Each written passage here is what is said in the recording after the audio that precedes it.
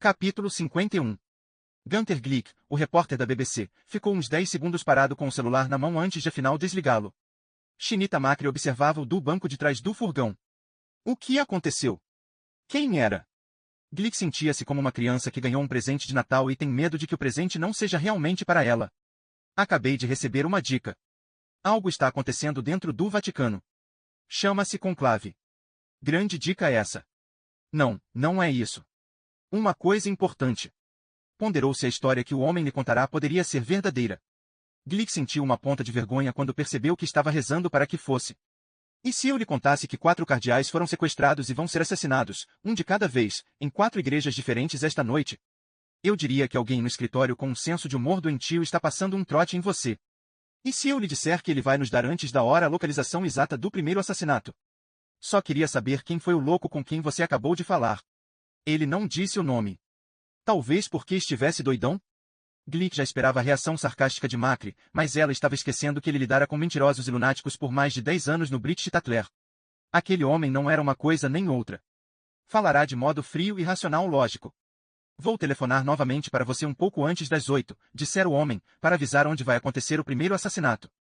As imagens que você vai gravar vão torná-lo famoso.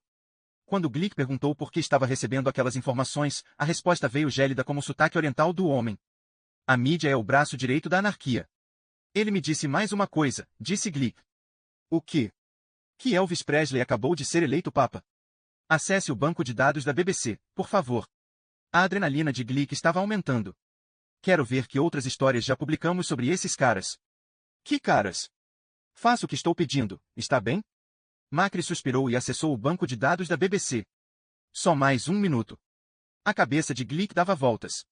O homem fez muita questão de saber se eu tinha um cinegrafista para gravar as imagens. Você tem uma cinegrafista. E se tínhamos condições de transmitir ao vivo? 1.537 MHz. Qual é o assunto? Ouviu-se um bip, o banco de dados estava disponível. Pronto, estamos conectados.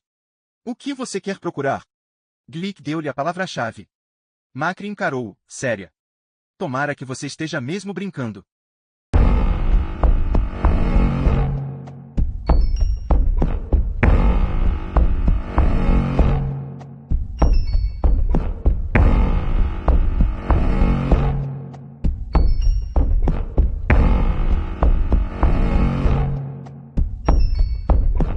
Capítulo 52. A organização interna da Câmara 10 não era tão intuitiva quanto Langdon esperava, e o manuscrito do diagrama aparentemente não estava junto com outras publicações semelhantes de Galileu. Sem ter acesso ao Biblion e a um localizador computadorizado de referências, Langdon e Vitória não tinham como prosseguir. Tem certeza de que o diagrama está aqui? Perguntou Vitória. Absoluta. Consta da listagem tanto do ofício della propaganda della Fed quanto do ótimo. Contanto que você tenha certeza. Ela foi para a direita e ele, para a esquerda. Langdon começou a busca manual. Precisava apelar para todo o seu autocontrole para não parar e ler cada tesouro pelo qual passava. A coleção era maravilhosa. O experimentador, mensageiro das estrelas, história e demonstração sobre as manchas solares, carta Granduquesa Cristina, apologia pro Galileu. E assim por diante. Foi Vitória quem finalmente tirou a sorte grande do outro lado da câmara. Sua voz rouca soou alta, diagrama delia verità. Langdon correu ao encontro dela através da névoa avermelhada. Onde? Vitória apontou e ele percebeu de imediato por que não o haviam encontrado antes. O manuscrito estava em uma caixa especial para enfólios, não nas prateleiras. Essas caixas eram um recurso comum para se guardar páginas soltas. A etiqueta colocada na frente do recipiente não deixava qualquer dúvida sobre seu conteúdo. Diagrama della Verità Galileu Galilei, 1639. Langdon caiu de joelhos, o coração batendo acelerado. Diagrama. Deu um sorriso largo para ela. Bom trabalho. Agora me ajude a tirar essa caixa daí. Vitória ajoelhou-se ao lado dele e os dois puxaram a caixa. A bandeja de metal sobre a qual estava colocada deslizou, movida por rodízios, e deixou à mostra a parte superior da caixa. Sem cadeado? Disse Vitória, surpresa por só haver um fecho simples. Nunca. Às vezes existe a necessidade de se remover os documentos com rapidez, como no caso de incêndios ou enchentes. Então, abra-o. Langdon não precisou de uma segunda ordem. Com o sonho de sua vida acadêmica bem ali na frente e o ar da câmara cada vez mais rarefeito, ele não titubeou. Abriu o fecho e levantou a tampa. Dentro, no fundo, havia uma bolsa de pano preto. A capacidade de ventilação do tecido da bolsa era crucial para a preservação de seu conteúdo. Estendendo as duas mãos e mantendo a bolsa na horizontal, Langdon tirou-a de dentro da caixa. Pensei que fossemos encontrar um baú do tesouro, disse Vitória, mas isso aí parece mais uma fronha. Venha comigo, disse ele. Segurando a bolsa com os braços estendidos como se fosse uma oferenda sagrada, Langdon se encaminhou para o centro da câmara, onde encontrou a costumeira mesa de tampo de vidro especial para examinar documentos. A localização central da mesa tinha como objetivo diminuir ao máximo o deslocamento dos documentos, mas os pesquisadores gostavam da privacidade proporcionada pelas estantes ao redor. Nas câmaras mais importantes do mundo faziam-se descobertas que definiam carreiras, e os pesquisadores não gostavam que os rivais bisbilhotassem através do vidro enquanto eles trabalhavam. Langdon pousou a bolsa de pano na mesa e desabotoou-a. Vitória postou-se de pé a seu lado. Remexendo em uma bandeja que continha instrumentos de arquivista, Langdon pegou uma tenaz com as pontas revestidas de feltro, grandes pinças com discos achatados no final de cada haste. À medida que sua excitação aumentava, receava acordar a qualquer momento em Cambridge diante de uma pilha de provas para corrigir. Respirando fundo, abriu a bolsa de pano. Com os dedos trêmulos nas luvas de algodão, introduziu a pinça na bolsa. Relaxe, disse Vitória. Não é plutônio, é papel. Langdon fez as hastes da pinça deslizarem em torno da pilha de documentos dentro da bolsa e teve o cuidado de aplicar pressão idêntica nos dois lados. Em seguida, ao invés de puxar o documento, ele o manteve no lugar e puxou a bolsa, um procedimento empregado pelos arquivistas para reduzir ao mínimo a força de torção sobre o material. Só depois de remover a bolsa e acender a luz especial de exame sob a mesa é que ele voltou a respirar normalmente. Vitória parecia um espectro, iluminada de baixo para cima pela luz da mesa de vidro.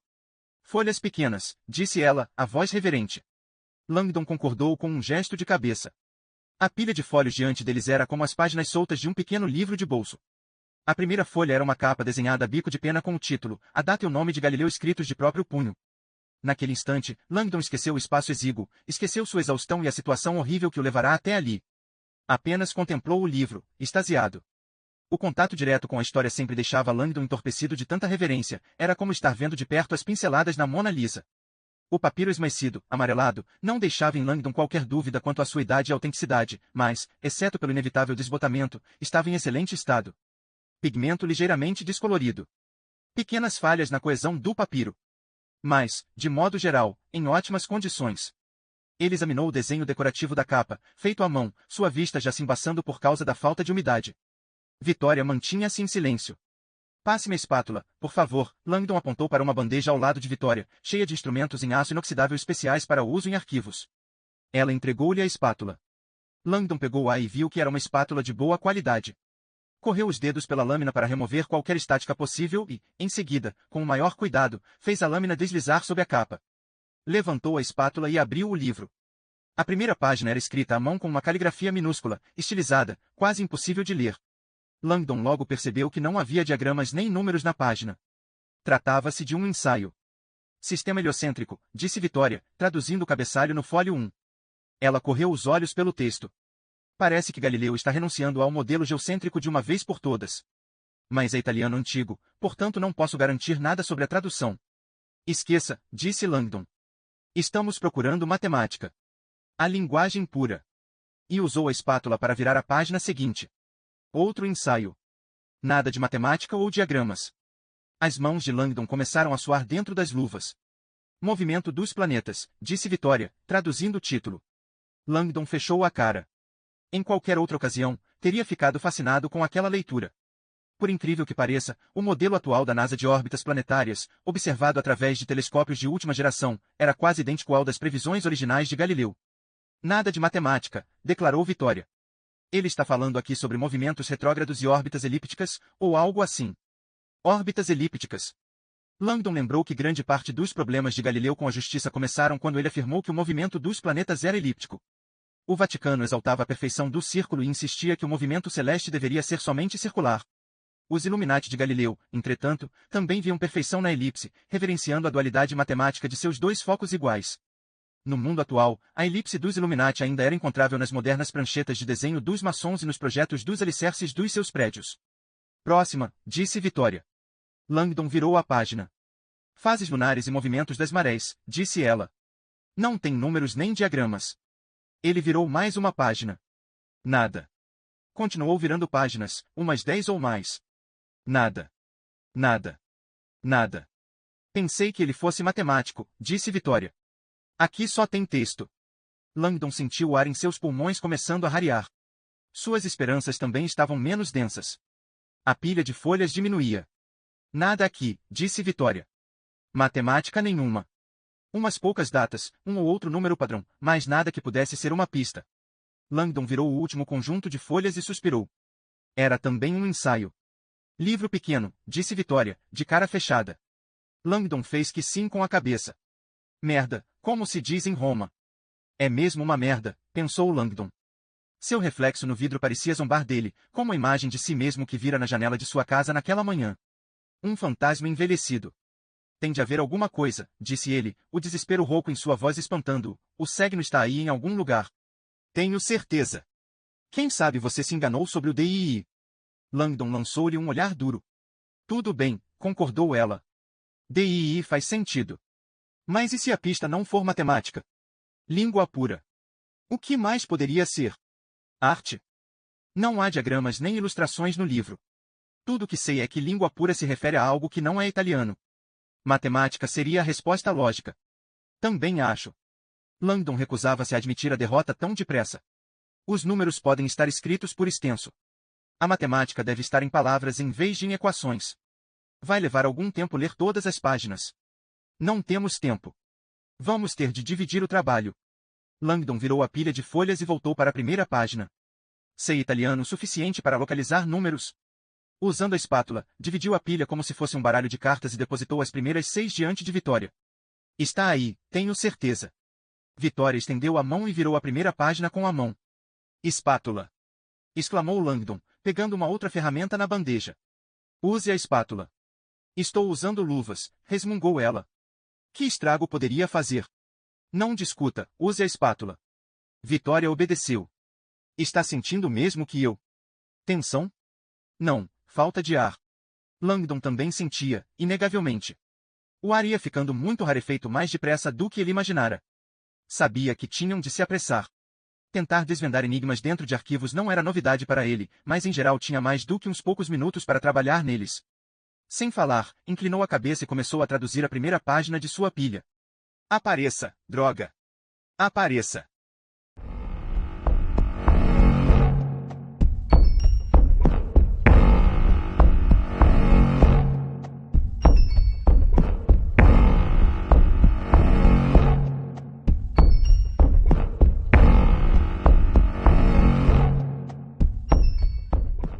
Capítulo 53. Em algum ponto de Roma, uma figura sombria esgueirou-se por uma rampa de pedra para o túnel subterrâneo. O antigo corredor estava iluminado apenas por tochas acesas, o que tornava o ar pesado e quente. Ao longe, vozes assustadas de homens chamavam em vão, ecoando nos espaços fechados. Ao dobrar uma esquina ele os viu, exatamente como os havia deixado 4 velhos apavorados atrás das barras de ferro enferrujado de um cubículo de pedra. Quietes vos? Perguntou um dos homens, em francês. O que quer de nós? Ilfe. Disse outro, em alemão. Deixe-nos ir embora. Tem noção de quem somos nós? Perguntou outro ainda, em inglês com sotaque espanhol. Silêncio, ordenou a voz áspera. Havia um tom de inevitabilidade na palavra. O quarto prisioneiro, um italiano calado e pensativo, vislumbrou o vazio negro do olhar de seu captor. Seria capaz de jurar que enxergou o inferno lá dentro. Que Deus nos ajude, pensou. O matador olhou o relógio e depois voltou-se para os prisioneiros. E agora, disse ele, quem vai ser o primeiro?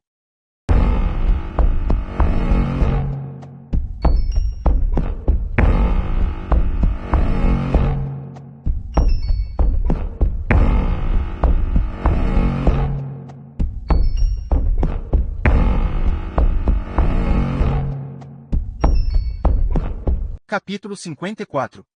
Nos arquivos do Vaticano, dentro da Câmara 10, Robert Langdon recitava números em italiano enquanto examinava superficialmente o manuscrito diante de si. Mili, senti, uno, du, ter, 5 anta. Preciso de uma referência numérica. Qualquer uma, droga. Quando chegou ao final do folho que estava lendo, apanhou a espátula para virar as páginas. Ao alinhar a lâmina com a página seguinte, fez um movimento desajeitado, encontrando dificuldade para segurar a espátula com firmeza. Minutos depois, percebeu que abandonara a espátula e estava virando as páginas com a mão. Opa, disse para si mesmo, sentindo-se quase um criminoso. A falta de oxigênio estava afetando suas inibições. Pelo jeito, vou acabar queimando no inferno dos arquivistas. Até que enfim, disse Vitória, meio sufocada, vendo virar as páginas com a mão. Largou a espátula e imitou-o. Encontrou alguma coisa? Vitória sacudiu a cabeça. Nada que seja puramente matemático. Estou lendo por alto, mas não vejo nada que pareça uma pista. Langdon continuou traduzindo seus folhos com dificuldade cada vez maior. Seus conhecimentos de italiano eram, na melhor das hipóteses, apenas claudicantes, e a letra miúda e a linguagem arcaica o faziam avançar lentamente. Vitória chegou antes dele ao fim de sua pilha e, desanimada, folheou as páginas outra vez. Debruçou-se sobre elas para uma inspeção mais intensa. Quando Langdon terminou, praguejou em voz baixa e olhou para Vitória. Ela estava curvada tentando enxergar melhor algo em um de seus folhos. O que é? Perguntou. Ela não levantou a cabeça. Suas páginas tinham alguma nota de rodapé? Não que eu percebesse. Por quê? Esta página tem uma. Está meio escondida em uma ruga do papel. Langdon tentou ver o que ela estava examinando, mas só conseguiu distinguir um número de página no alto da margem direita da folha. Fólio 5. Levou um momento para registrar a coincidência e, mesmo assim, a associação de ideias lhe parecia vaga. Fólio 5. 5. Pitágoras, pentagramas, Illuminati. Langdon especulava se os Illuminati teriam escolhido a página 5 para esconder sua pista. Através da névoa avermelhada que os envolvia, ele vislumbrou um pequenino raio de esperança. A nota de rodapé tem alguma relação com matemática? Vitória fez que não com a cabeça. Texto. Uma linha só. Letra muito pequena, quase ilegível. As esperanças dele se esvaíram. Deveria ser matemática. Língua pura. Eu sei, ela hesitou. Mas acho que você vai querer ouvir isto. Havia uma certa excitação na voz dela. Diga logo. Apertando os olhos junto ao fólio, Vitória leu a frase. O caminho da luz está preparado, o teste sagrado. As palavras não eram o que Langdon tinha imaginado. O que foi que disse? Vitória repetiu. O caminho da luz está preparado, o teste sagrado. Caminho da luz. Langdon sentiu suas costas se endireitarem. É o que está escrito aqui. Caminho da luz. À medida que ele assimilava as palavras, um lampejo de clareza penetrava o seu delírio. O caminho da luz está preparado, o teste sagrado. Não tinha ideia de como a frase podia ajudá-los, mas o fato é que era uma referência mais do que direta ao caminho da iluminação. O caminho da luz. O teste sagrado. A cabeça dele fazia um esforço semelhante ao de um motor alimentado com gasolina de má qualidade e que está tentando pegar. Tem certeza de que a tradução está correta? Ela ficou indecisa. Na verdade, ela lhe lançou um olhar estranho, não é tecnicamente uma tradução. A frase está escrita em inglês. Por um instante, ele pensou que a acústica da câmara tivesse afetado sua audição. Em inglês? Vitória empurrou o documento para ele. Langdon leu as letrinhas diminutas no pé da página. The Pass of Light Slide, The Sacred Test. Em inglês. Por que em inglês em um livro italiano? Vitória deu de ombros. Ela também parecia um tanto embriagada. Quem sabe é o que eles chamavam de língua pura. É considerada a língua internacional da ciência. Só falamos inglês no CERN. Mas isso foi em 1600, argumentou Langdon. Ninguém falava inglês na Itália, nem o que ele parou, percebendo o que ia dizer. Nem o clero. A mente acadêmica de Langdon funcionava agora a todo vapor. No século XVII, continuou ele, falando agora mais depressa, o inglês era uma língua que o Vaticano ainda não adotava. Eles usavam o italiano, o latim, o alemão, até o espanhol e o francês, mas o inglês era uma língua totalmente estrangeira dentro do Vaticano. Consideravam-na uma língua corrompida de livres pensadores, que servia para profanos como Chaucer e Shakespeare. Ocorreu-lhe de repente a questão das marcas a fogo dos Illuminati, terra, ar, fogo e água. A lenda de que as marcas eram em inglês agora fazia sentido, um sentido bizarro. Quer dizer que talvez Galileu considerasse o inglês a língua pura porque era a única língua que o Vaticano não controlava? É isso mesmo. Ou, talvez, ao redigir a pista em inglês, Galileu estivesse sutilmente restringindo a leitura, excluindo o Vaticano. Mas nem chega a ser uma pista, objetou ela. O caminho da luz está preparado, o teste sagrado? Que diabos quer dizer isto? Ela tem razão, pensou Langdon. A frase não ajudava nada. No entanto, repetindo-a em sua mente, um estranho fato ocorreu-lhe. Ora, não é interessante? Será que existe alguma possibilidade aí? Temos de sair daqui, disse Vitória, a voz enrouquecida. Langdon não o escutou. The Pass of Light Slide, The Sacred Test, é um pentâmetro iâmbico. Exclamou, contando as sílabas outra vez. 5 dísticos de sílabas agudas e breves alternadas. Vitória parecia perdida. Pentâmetro o quê? E súbito Langdon estava de volta à Academia Phillips Exeter, em uma aula de inglês de um sábado de manhã. Um verdadeiro inferno na Terra. A estrela do beisebol da escola, Peter Greer, estava tendo dificuldades para lembrar o número de dísticos de um verso pentâmetro iâmbico de Shakespeare. O professor, um animado mestre chamado Bicelli, pulou para cima da mesa e berrou: pentâmetro, Greer. Lembre de pentágono. 5 lados. Penta. Penta. Penta. Deus do céu. 5 dísticos, pensou Langdon. Cada dístico tendo, por definição, 2 sílabas. Mal podia crer que em toda a sua carreira jamais fizera aquela associação. O pentâmetro iâmbico era uma métrica com simetria que se baseava nos 2 números sagrados dos Illuminati, 5 e 2. Você está exagerando. Ele disse para si mesmo, tentando afastar o pensamento de sua mente. É uma coincidência sem sentido. Mas a ideia não lhe saía da cabeça. 5, para Pitágoras e o pentagrama. 2 para a dualidade de todas as coisas. No momento seguinte, uma outra descoberta fez suas pernas bambearem. O pentâmetro iâmbico, por sua simplicidade, era muitas vezes chamado de puro verso, ou pura métrica ou a língua pura. Seria essa a língua pura que os Illuminati se referiam? The Pass of Light Slide, The Sacred Test. Oh, disse Vitória. Langdon viu Vitória virar o folho de cabeça para baixo. Sentiu um aperto no estômago. De novo, não há possibilidade de essa frase ser um ambigrama. Não é um ambigrama, mas é que ela continuou a virar o documento 90 graus de cada vez. É o que? Vitória encarou-o. Aquela não é a única frase. Existe outra. Há uma em cada margem. Na de cima, na de baixo, na da esquerda e na da direita. Acho que é um poema. 4 versos. Langdon arrepiou-se de excitação. Galileu era poeta? Deixa eu ver. Vitória não largou a página. Continuava virando-a para ler o que estava escrito nas 4 margens. Não vi antes os versos porque estão nas margens. Ela inclinou a cabeça para ler a última. 1. Sabe de uma coisa? Nem foi Galileu quem escreveu isto. O quê? O poema está assinado por John Milton. John Milton. O influente poeta inglês que escreveu Paraíso Perdido era contemporâneo de Galileu e um sábio que os aficionados por conspirações colocavam no topo da lista de suspeitos de serem Illuminati. A suposta filiação de Milton à confraria dos Illuminati de Galileu era uma lenda que Langdon acreditava ser verdadeira. Não só Milton fizera uma bem documentada peregrinação a Roma em 1638 para comungar com os homens esclarecidos, como tivera encontros com o cientista durante sua prisão domiciliar, encontros estes retratados em muitas pinturas renascentistas, entre elas a famosa tela de Annibale Gatti, Galileu e Milton, hoje exposta no Instituto e Museu da História da Ciência, em Florença. Milton conhecia Galileu, não é? Disse Vitória, empurrando finalmente o infólio para Langdon. Quem sabe ele escreveu o poema como um favor. Langdon cerrou os dentes ao pegar o documento com seu invólucro. Deixando-o aberto sobre a mesa, leu a frase no alto. Depois, girou a página 90 graus e leu a frase da margem direita. Girou outra vez e leu a de baixo. Mais um giro final para ler a última e completar o movimento circular. Havia ao todo 4 frases. A que Vitória encontrara primeiro era na realidade o terceiro verso do poema.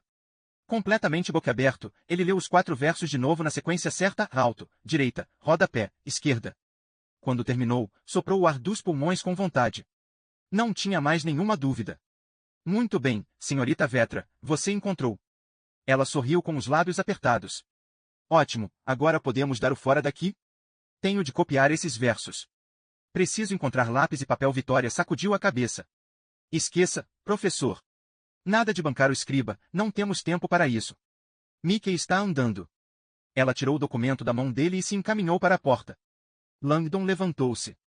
Não pode levar isso para fora. É um. Mas Vitória já estava longe.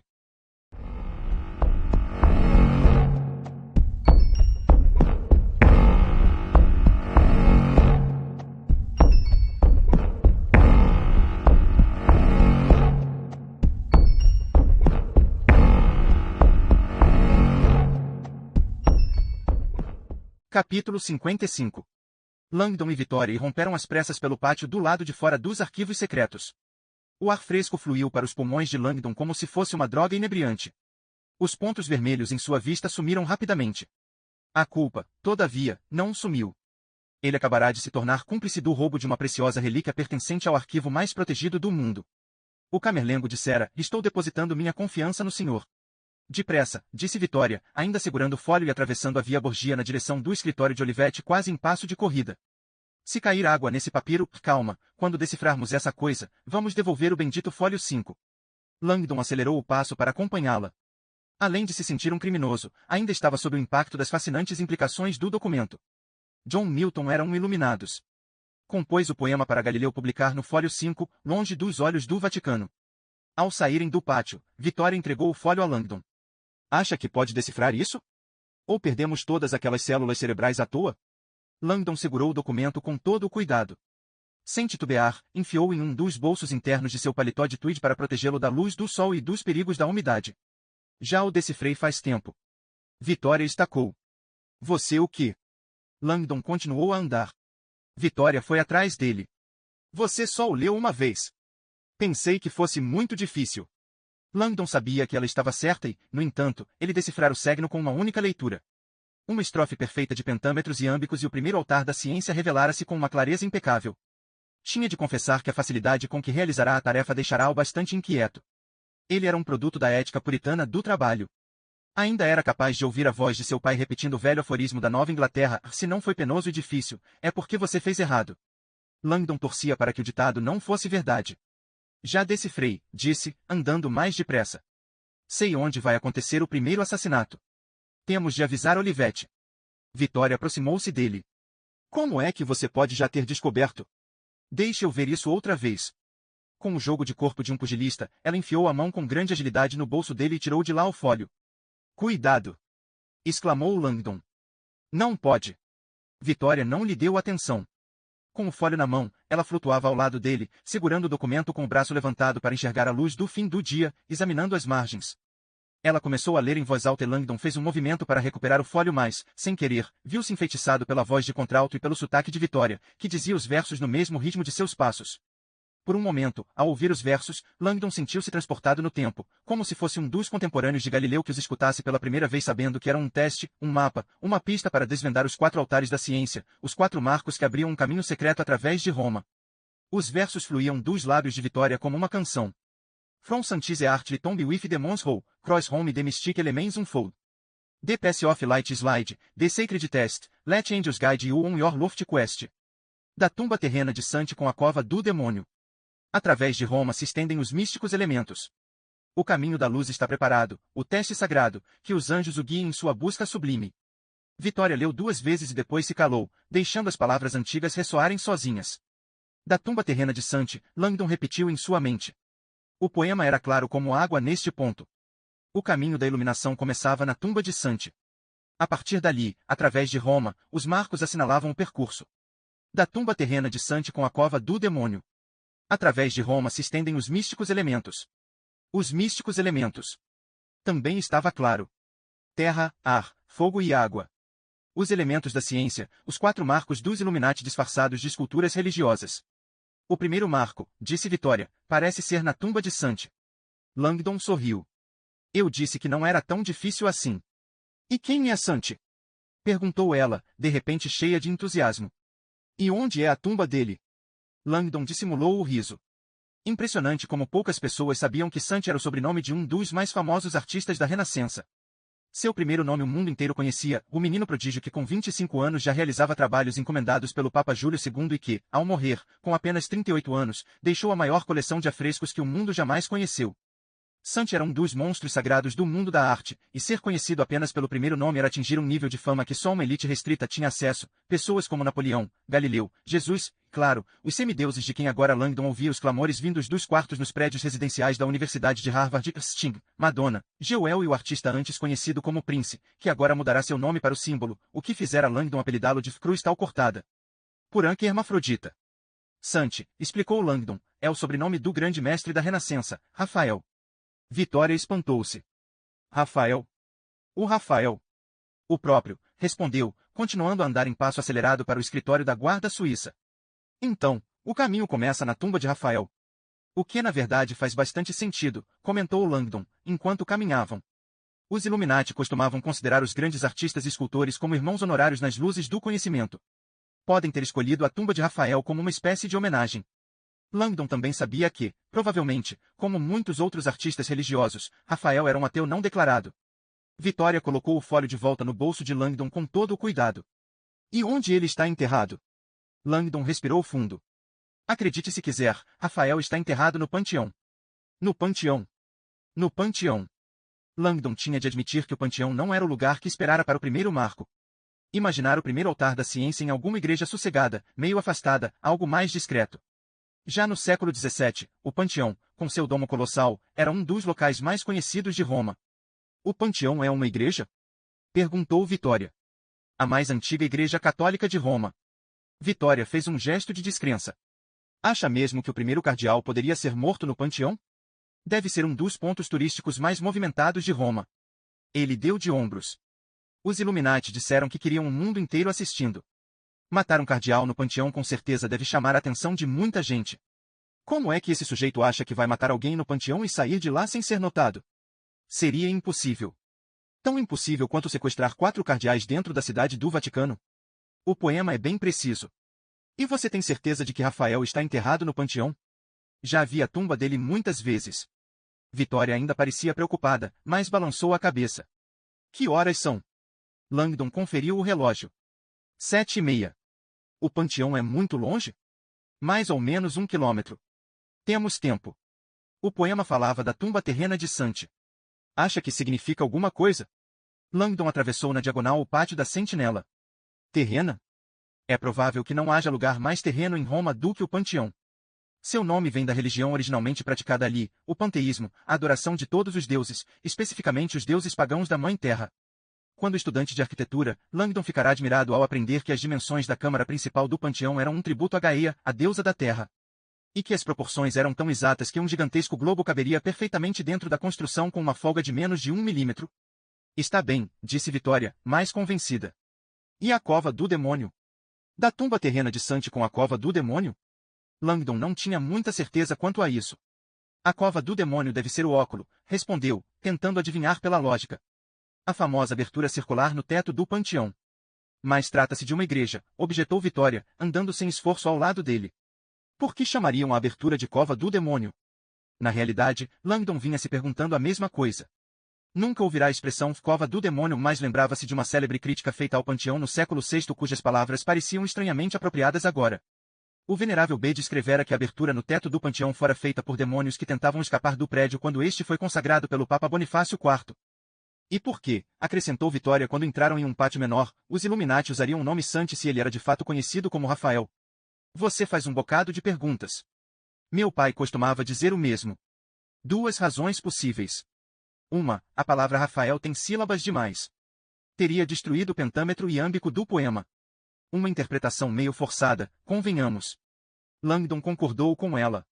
Talvez, então, usar Sante tornasse a pista mais obscura e só homens muito esclarecidos reconheceriam a referência a Rafael. A explicação também não satisfez Vitória por completo. Acredito que o sobrenome de Rafael devia ser muito conhecido na sua época. Por incrível que pareça, não, o reconhecimento de alguém por um único nome era símbolo de status. Rafael evitava usar seu sobrenome, do mesmo jeito que algumas estrelas populares fazem hoje em dia. Como Madonna, por exemplo. Ela nunca usa seu sobrenome, Ciccone. Vitória achou graça. Você sabe o sobrenome de Madonna? Langdon arrependeu-se de ter dado aquele exemplo. Impressionante as bobagens que se aprendem convivendo com 10.000 adolescentes. Ao passarem pelo último portão para chegarem ao escritório da guarda suíça, Vitória e Langdon foram inesperadamente obrigados a parar. Para! Bradou uma voz atrás deles. Os dois se viraram e deram com o cano de um fuzil. Atento! Exclamou Vitória, recuando de um salto. Cuidado com. Non sportarti. Disse o guarda, ríspido, engatilhando a arma. Soldato. Chamou alguém do lado oposto do pátio. Olivetti estava saindo do centro de segurança. Deixe-os passar. O guarda, desconcertado, objetou, signore, é uma dona, para dentro. Ele gritou para o guarda. Signore, não posso, já. Suas ordens são outras agora. O capitão Roger vai transmitir novas instruções para a guarda em 2 minutos. Vamos organizar uma busca. Aturdido, o guarda entrou correndo no centro de segurança. Olivetti veio ao encontro de Langdon, rígido e furioso. Nossos arquivos mais secretos? Vou querer uma explicação. Temos boas novas, disse Langdon. Os olhos de Olivetti estreitaram-se. É melhor que sejam muito boas.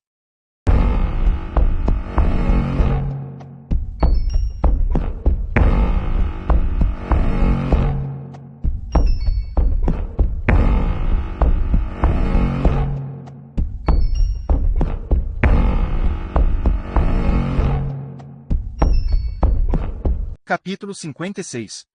Os 4 carros Alfa Romeo 155 T-Spark sem identificação dispararam pela via dei Coronari como caças decolando em uma pista de aviação. Os veículos levavam 12 guardas suíços à paisana armados com semiautomáticas Charchi-Pardini, bombas de gás asfixiante e cacetetes de alta voltagem de longo alcance. Os 3 atiradores de elite seguravam fuzis de mira laser. Sentado ao lado do motorista no primeiro carro, Olivetti dirigiu-se a Langdon e a Vitória, que estavam no banco de trás. Seu rosto tinha uma expressão de raiva. Vocês garantiram que me dariam uma explicação plausível e isso é tudo o que tem a dizer? Langdon estava apertado no pequeno carro. Compreendo sua... Não compreende nada. Olivetti nunca levantava a voz, mas a sua intensidade triplicou. Acabei de tirar 12 dos meus melhores homens da cidade do Vaticano na véspera de um conclave. E o fiz para vasculhar o panteão baseado no testemunho de um americano que nunca vi antes e que acabou de interpretar um poema escrito há 400 anos. Também acabei de deixar nas mãos de oficiais subalternos a responsabilidade pela busca dessa arma de antimatéria. Langdon resistiu à vontade de puxar o fólio 5 de dentro do bolso e sacudi-lo diante do nariz de Olivetti. Tudo o que sei é que a informação que encontramos se refere à tumba de Rafael e que essa tumba fica dentro do panteão. O oficial que dirigia o carro confirmou. Ele tem razão, comandante, minha mulher e eu, dirija, ordenou Olivetti. E voltou-se outra vez para Langdon. Como alguém poderia cometer um assassinato em um lugar tão movimentado e escapar sem ser visto? Não sei, respondeu Langdon. Mas os Illuminati sem dúvida têm muitos meios. Invadiram o CERN e a cidade do Vaticano. Foi pura sorte termos conseguido saber onde vai ocorrer a primeira morte. O panteão é a sua única chance de pegar esse sujeito. Mais contradições, reclamou Olivetti. Única chance? O senhor não disse que havia uma espécie de trilha? Uma série de marcos? Se o panteão for o lugar certo, podemos seguir a trilha para os outros marcos. Teremos 4 chances de pegar o assassino. Era o que eu esperava, disse Langdon. Teríamos 4 chances, um século atrás. Descobrir que o panteão era o primeiro altar da ciência havia sido para Langdon um momento de prazer com um travo amargo. A história de vez em quando prega peças cruéis naqueles que a perseguem. Seria querer demais que o caminho da iluminação estivesse intacto depois de tanto tempo, com todas as suas estátuas no mesmo lugar, mas uma parte da cabeça de Langdon acalentar a fantasia de seguir o caminho até o fim e encontrar o refúgio sagrado dos Illuminati. Admitia, com muita pena, que isto não seria possível. O Vaticano removeu e destruiu todas as estátuas do panteão no final do século XIX. Por quê? Perguntou Vitória, chocada. Eram estátuas pagãs, deuses do Olimpo. Infelizmente, isto significa que o primeiro marco se foi, com ele, qualquer esperança de encontrar o caminho da iluminação e os outros marcos? 3 outros Alfa Romeos derraparam atrás dele. O comboio da guarda suíça parou cantando os pneus. O que está fazendo? Exclamou Vitória. Meu trabalho, disse Olivetti, ajeitando-se no assento, a voz dura como pedra. Sr. Langdon, quando falou que explicaria a situação a caminho, presumi que chegaríamos ao panteão com uma ideia clara da razão por que meus homens estavam ali. Não é o caso. Como estou abandonando obrigações de importância vital pelo fato de estar aqui e, além disso, como acho que não faz muito sentido essa sua teoria de sacrifícios de virgens e poesia antiga, não posso em sã consciência continuar. Estou cancelando esta missão agora mesmo. Ele pegou seu walkie-talkie e ligou. Vitória inclinou-se para frente e agarrou o braço dele. Não pode fazer isso. Olivetti bateu com o aparelho no banco do carro e lançou-lhe um olhar furioso. Já esteve no panteão, senhorita Vetra? Não, mas, deixe que lhe explique como é o lugar. O panteão consiste em um único ambiente. Uma construção circular feita de pedra e cimento. Tem uma entrada. Não tem janelas. A entrada é estreita. É guardado o tempo todo por nada menos do que 4 policiais romanos armados que protegem o santuário contra destruidores de obras de arte, terroristas anticristãos e golpes de falsos turistas. Aonde quer chegar? Disse ela com frieza. Aonde quero chegar? Os dedos de Olivetti agarravam com força o encosto do banco do carro. O que acabaram de me contar é totalmente impossível. Será que são capazes de me apresentar uma descrição plausível de como alguém poderia matar um cardeal dentro do panteão? Antes de mais nada, como é que alguém passaria com um refém qualquer pelos guardas que ficam na entrada? E ainda por cima o mataria e fugiria em seguida? Olivetti debruçou-se no encosto, seu hálito cheirando a café no rosto de Langdon. Como, Sr. Langdon? Vamos lá, só uma descrição plausível. Langdon sentia-se como se o pequenino carro tivesse encolhido em volta dele. Não tenho a menor ideia. Não sou um assassino. Não sei como ele vai agir. Só sei, de uma descrição? Repetiu Vitória com sarcasmo na voz, imperturbável. Que tal o assassino vir em um helicóptero e deixar cair um cardeal marcado a fogo e aos gritos pela abertura do teto, o cardeal bater no piso de mármore e morrer? Isso. Temos uma chance, o panteão. Depois, a trilha desaparece. Olivetti olhou fixo para ambos durante um longo momento e depois voltou a olhar para frente. Encoste, rosnou para o motorista. O motorista deu uma guinada para junto do meio-fio e enfiou o pé no freio.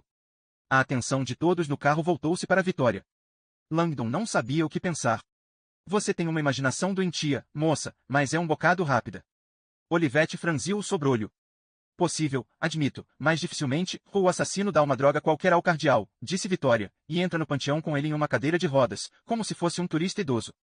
Lá dentro, corta discretamente a garganta dele e sai sem ser notado. Aquela alternativa fez Olivetti acordar um pouco. Nada mal, pensou Langdon. Ou, continuou ela, o assassino poderia, já entendi, interrompeu Olivetti. Chega. Ele respirou fundo e soprou o ar dos pulmões. Alguém bateu no vidro com insistência e todos se sobressaltaram. Era um soldado de um dos outros carros. Olivetti abaixou o vidro. Tudo bem, comandante? O soldado estava vestido com roupas civis. Levantou a manga de sua camisa jeans e mostrou um relógio de pulso preto de estilo militar. 7h40, comandante. Precisamos de tempo para nos posicionarmos. Olivetti fez um gesto vago com a cabeça, mas ficou calado alguns instantes.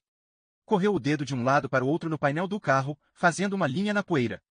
Examinou Langdon pelo retrovisor e Langdon sentiu-se medido e avaliado.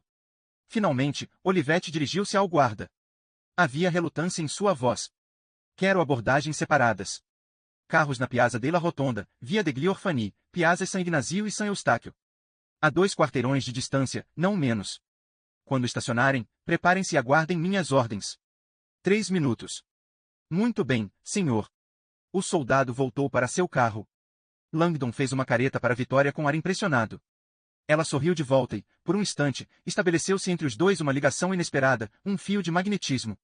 O comandante virou-se para Langdon, incisivo, Sr. Langdon, é bom que tudo isso não estoure em cima de nós. Langdon deu um sorriso constrangido. Como poderia?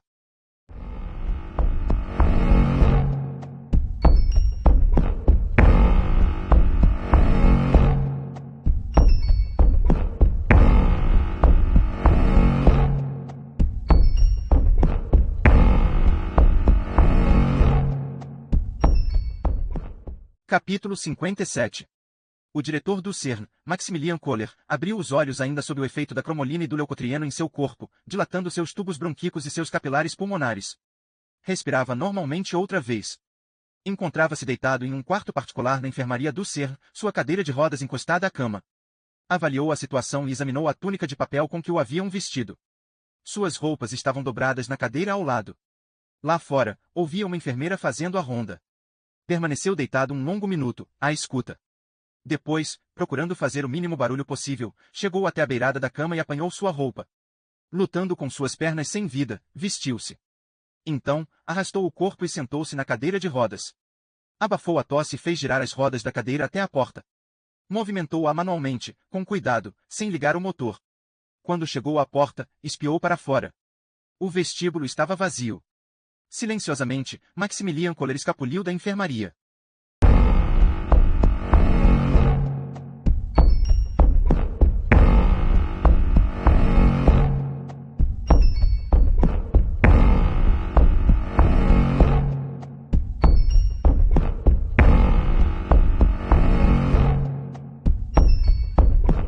Capítulo 58.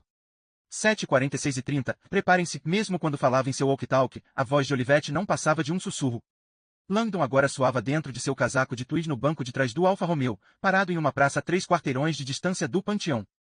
Vitória, sentada a seu lado, tinha toda a sua atenção concentrada em Olivetti, que transmitia as ordens finais. A formação de combate será um cerco de 8 pontos. O alvo pode reconhecê-los, portanto vocês ficarão paz visíveis. Empreguem somente força não mortal. Precisamos de alguém para vigiar o telhado. O alvo é prioritário. O refém é secundário. Credo, pensou Langdon, arrepiado com a eficiência com que Olivetti dissera a seus homens que o refém poderia ser sacrificado por razões estratégicas. O refém é secundário. Repetindo. Intervenção não mortal. O alvo tem de estar vivo. Agora, vão. Vitória estava perplexa, quase zangada. Comandante, ninguém vai entrar? Entrar? Repetiu Olivetti. É. No panteão.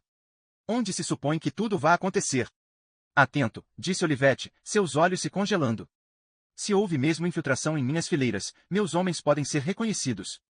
Seu amigo acabou de avisar que esta pode ser a única chance de pegarmos o alvo. Não tenho nenhuma intenção de espantar essa pessoa fazendo meus homens invadirem o local. E se o assassino já estiver lá dentro? Olivetti verificou o relógio. O alvo foi bem específico. 8 horas. Temos 15 minutos. Ele disse que mataria o cardeal às 8 horas. Mas pode já ter entrado antes com a vítima. E se seus homens virem o alvo sair mas não souberem que é ele? Alguém precisa ir verificar se há algum suspeito lá dentro. É arriscado demais a essa altura. Não se a pessoa que entrar não puder ser reconhecida. Disfarçar alguém levaria tempo demais e estou me referindo à minha pessoa, disse Vitória. Langdon voltou-se para ela. Olivetti foi enfático. De jeito nenhum. Ele matou meu pai. Exato, e pode saber quem a senhorita é. O senhor ouviu o que ele disse ao telefone. Não tinha a menor ideia de que Leonardo Vetra sequer tivesse uma filha. Com certeza, não sabe quem sou. Eu poderia entrar como uma turista qualquer. Se visse alguma coisa suspeita, iria para a praça e faria sinal para seus homens entrarem. Desculpe, mas não posso autorizar isso. Comandante. Ouviu-se o chamado no aparelho de Olivetti. Temos um problema no ponto norte. A fonte está bloqueando a nossa linha de visão. Só poderemos enxergar a entrada se nos deslocarmos para o meio da piazza. Qual é a sua ordem? Permanecermos sem visão ou ficarmos vulneráveis? Vitória aparentemente não aguentava mais. Chega. Estou indo. Ela abriu a porta do carro e saiu. Olivetti largou o walkie-talkie e saltou do carro, contornando na frente de Vitória. Langdon saiu também. Que diabos ela está fazendo? Olivetti postou-se no caminho dela. Senhorita Vetra, seus instintos são bons, mas não posso deixar um civil interferir. Interferir. Vocês estão fazendo um voo cego. Quero ajudar. Eu gostaria muito de ter um contato lá dentro, mas o quê? Ela o interpelou. Mas eu sou uma mulher. Olivetti ficou calado. É bom que não tenha sido isso que o senhor ia dizer, comandante, porque sabe muito bem que a ideia é boa, e se deixar que uma bobagem machista dessas, um preconceito arcaico, deixe eu fazer o meu trabalho. Deixe eu ajudar. É perigoso demais. Não teríamos nenhuma linha de comunicação com a senhorita. Não posso deixá-la levar um walkie-talkie, iria denunciá-la. Vitória enfiou a mão no bolso de sua blusa e tirou seu telefone celular. Uma porção de turistas carrega telefones celulares. Vitória abriu o telefone e imitou uma chamada. Oi, querido, estou dentro do panteão. Você precisava ver este lugar, que maravilha. Ela fechou o telefone e fulminou Olivetti com um olhar. Quem vai descobrir? Não há risco nenhum. Deixe que eu espione para vocês. Fez um gesto para o celular de Olivetti preso no cinto dele. Qual é o seu número? Ele não respondeu. O motorista vinha acompanhando a conversa e aparentemente tinha algumas opiniões a dar. Saiu do carro e puxou Olivetti para um lado. Cochicharam durante alguns segundos, ao fim dos quais Olivetti voltou e disse a Vitória, programe este número. E ditou-lhe o número do seu telefone. Vitória programou seu celular. Agora, ligue para o número que lhe dei. Vitória pressionou a descagem automática. O telefone no cinto de Olivetti começou a tocar.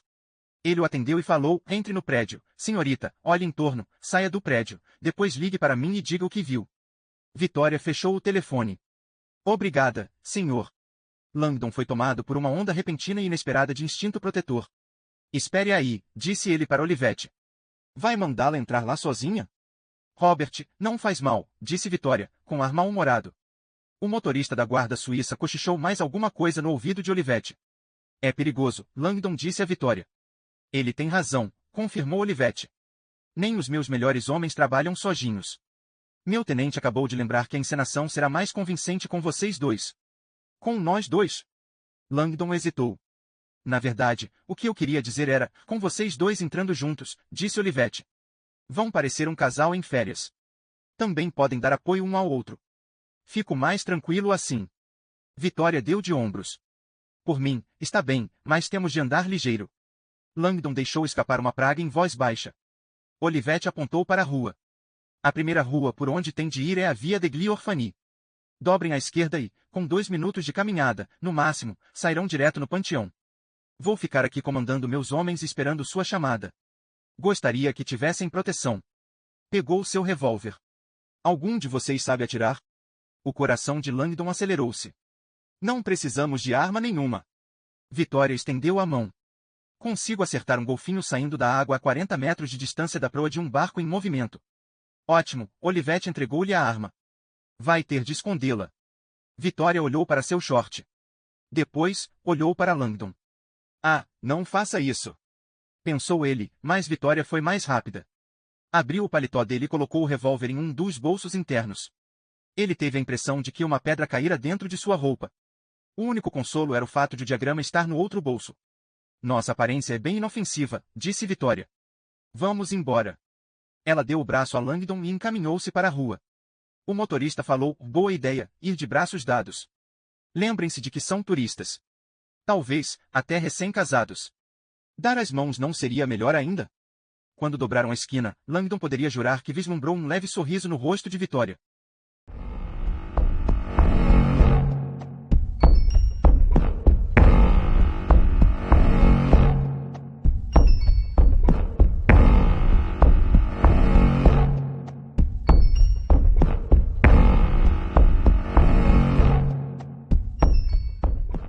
Capítulo 59.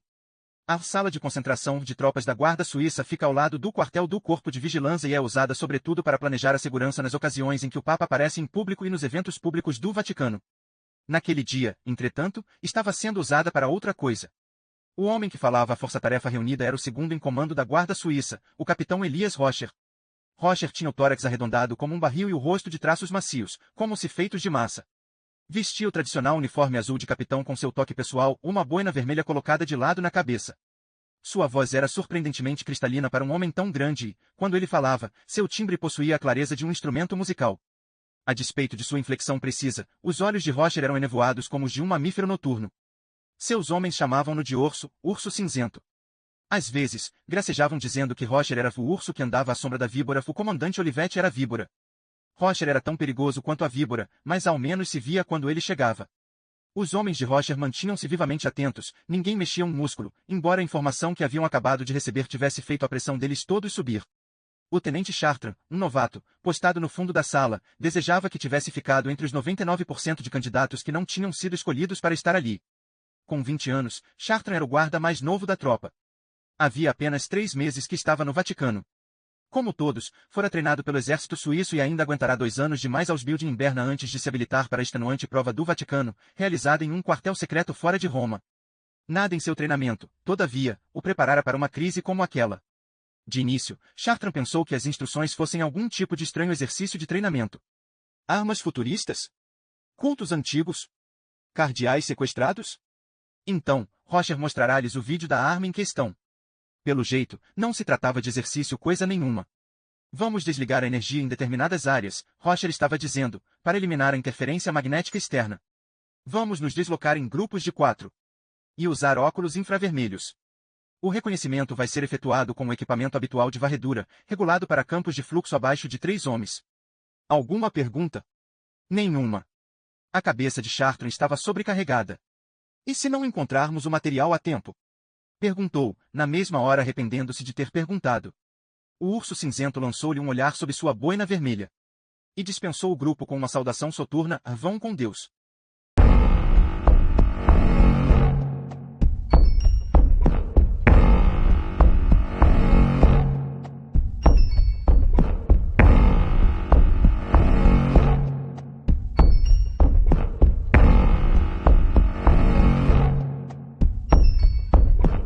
Capítulo 60. A 2 quarteirões do Panteão, Langdon e Vitória passaram a pé por uma fila de táxis estacionados, os motoristas dormindo nos bancos da frente. A hora da soneca era eterna na cidade eterna, o cochilo coletivo no mesmo horário sendo lá uma extensão aperfeiçoada do hábito das cestas vespertinas nascido na antiga Espanha. Langdon esforçou-se para concentrar seus pensamentos, mas a situação era por demais fora do comum para ser assimilada racionalmente.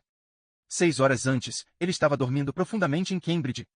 Agora, encontrava-se na Europa, no meio de uma batalha surreal de antigos titãs, carregando um revólver no bolso de seu paletó de tweed de mãos dadas com uma mulher que tinha acabado de encontrar. Olhou para Vitória. Estava inteiramente voltada para o que os esperava. Havia força no seu aperto de mão, a força de uma mulher determinada e independente. Os seus dedos envolviam os dele com o conforto de uma aceitação inata. Sem hesitar, Langdon sentiu uma atração crescente por ela. Seja realista, disse para si mesmo. Vitória notou o constrangimento dele. Relaxe, disse ela, sem virar a cabeça, temos de parecer recém-casados. Estou relaxado. Você está esmagando a minha mão. Langdon enrubesceu e aproximou os dedos. Respire através dos seus olhos. Como é? Serve para relaxar os músculos. Chama-se pranayama. Piranha? Não, não é nome de peixe. Pranayama. Ora, deixe para lá. Dobraram a esquina para a Piazza della Rotonda e o panteão ergueu-se diante deles. Langdon admirou, como sempre, com reverência, o panteão. Templo de todos os deuses. Deuses pagãos. Deuses da natureza e da terra. A estrutura, vista de fora, parecia mais compacta e fechada do que ele se lembrava. As colunas verticais e os pronaus triangulares obscureciam o domo circular que ficava atrás. Ainda assim, a ousada e vaidosa inscrição acima da entrada garantia-lhe que estavam no lugar certo. M. Agrippa LF Coster Fecit. Langdon mais uma vez se divertiu com a tradução. Marcos Agrippa, cônsul pela terceira vez, construiu isto. Tão modesto, pensou, correndo os olhos pelo espaço ao redor. Alguns turistas perambulavam com câmeras de vídeo na mão. Outros estavam sentados no café ao ar livre La Taza de Ouro, saboreando o melhor café gelado de Roma.